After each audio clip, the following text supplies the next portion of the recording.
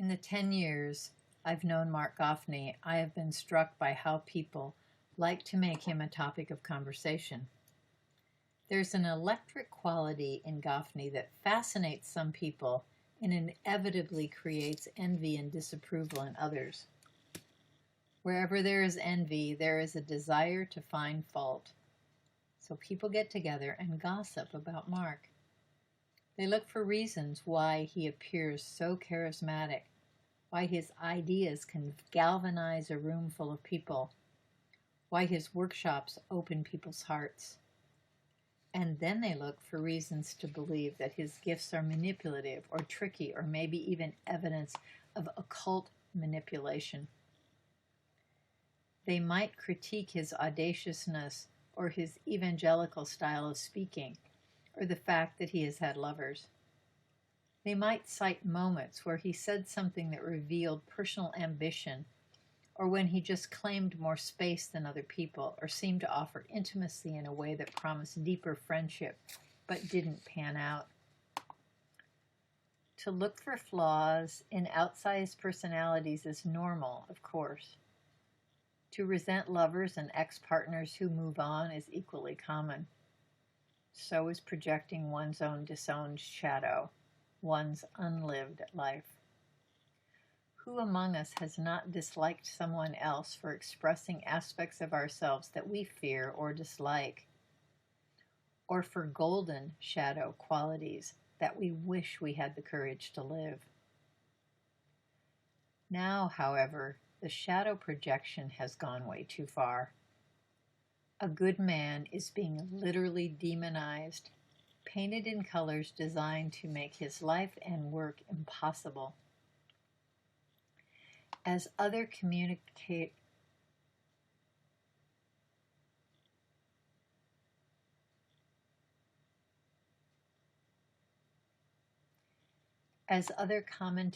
on this thread have noted, the so-called Goffney affair, like the persecution and trial of Albert Dreyfus, is in many ways a well-organized and deliberate takedown.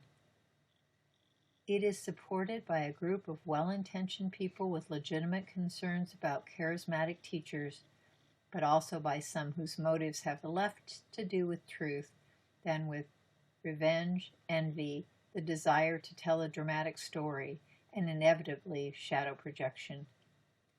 In this latter group are some teachers scapegoating a peer for qualities they have disowned or have suffered from in their own teachers and now project onto Mark.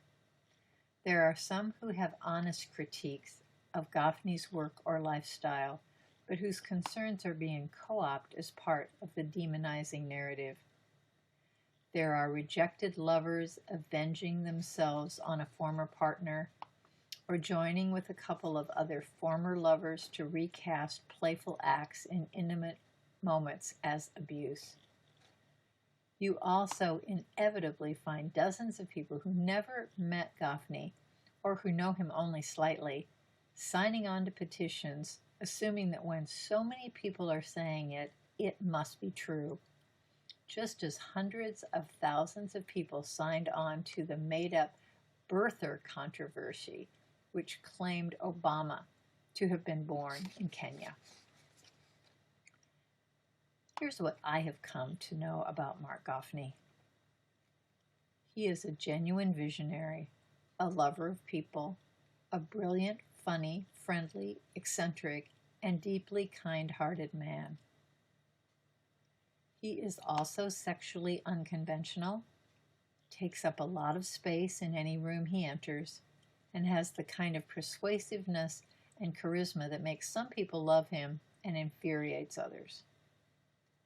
Some of the latter are having a field day on the internet, using Goffney's perceived and imagined flaws to justify their desire to remove him from the Jewish and integral conversations.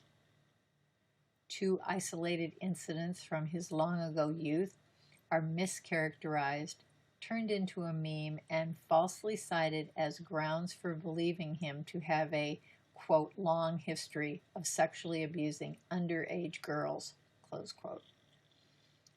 A former collaborator with whom he shared ideas now accuses him of plagiarism.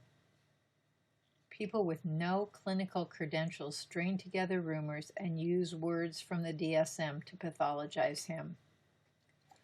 Others concede his good qualities in order to sound credible when they denounce him for what? For not having had a teacher? Unlike the many contemporary spiritual leaders who claim transmission from a sage who died before they were born? Synthesizing ideas. Is there a teacher or a thinker who doesn't? Being attractive to women and having not always been faithful to one woman, are we really going to pretend that male spiritual teachers are generally celibates or faithful husbands? Having a suspiciously outside level of charisma and persuasiveness. Have we come to the point where a man's verbal skills and ability to kindle spiritual experience in others is considered occult manipulation, as one writer absurdly suggested?